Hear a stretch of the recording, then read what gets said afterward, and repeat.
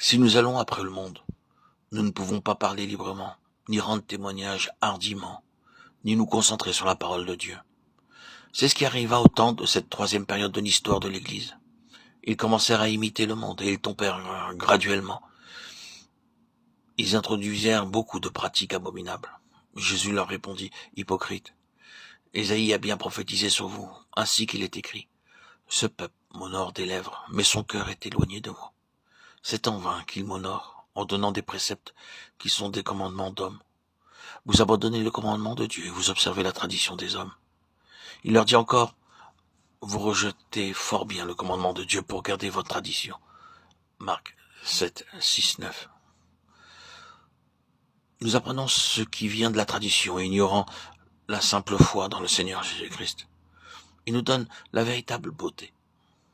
Nous n'avons pas besoin de poudre, ni de savon, de crème de beauté. Nous n'avons pas besoin d'or et d'argent pour être beaux. Si nous obéissons, nous acquérons la véritable beauté. Plus nous obéirons, plus nous serons beaux. Dieu nous donne une gloire céleste et une beauté céleste. Je me réjouirai en l'Éternel, mon âme sera ravie d'allégresse en mon Dieu, car il m'a revêtu des vêtements du salut. Il m'a couvert du manteau de la délivrance, comme le fiancé s'orne d'un diadème, comme la fiancée se pare de ses joyaux. Ésaïe 61:10. Il est ma beauté. Le Seigneur, qui est une personne vivante, devient ma lumière resplendissante, jour après jour. Nous, en tant que croyants, nous devons vivre une vie de séparation. Nous ne pouvons pas nous placer sous le joug avec les incroyants. Nous ne pouvons pas imiter le monde. Ne vous mettez pas avec les infidèles sous un joug étranger. Car quel rapport y a-t-il entre la justice et l'iniquité? Ou qu'y a-t-il de commun entre la lumière et les ténèbres? Quel accord y a-t-il entre Christ et Bélial? Ou quelle part a le fidèle avec la fidèle? Quel rapport y a-t-il entre le temple de Dieu et les idoles? Car nous sommes le temple du Dieu vivant, comme Dieu l'a dit. J'habiterai, je marcherai au milieu d'eux, je serai leur Dieu, et ils seront mon peuple. C'est pourquoi sortez du milieu d'eux, et séparez-vous, dit le Seigneur.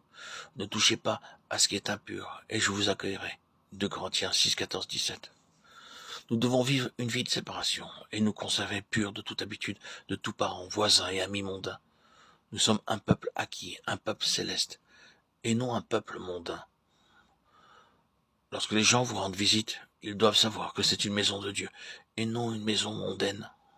Regardant autour d'eux, ils devraient recevoir cette première impression, à savoir si Dieu habite ici ou non.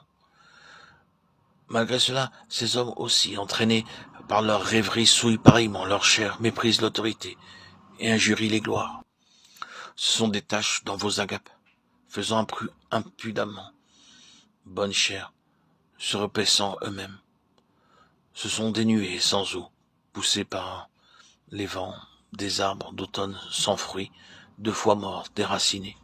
Pour vous, bien-aimés, vous édifiant vous-même sur votre vie votre très sainte foi et priant par le Saint-Esprit, sauvez-en d'autres en les arrachant du feu, et pour d'autres encore, ayez une pitié mêlée de crainte, haïssant jusqu'à la tunique, souillée par la chair.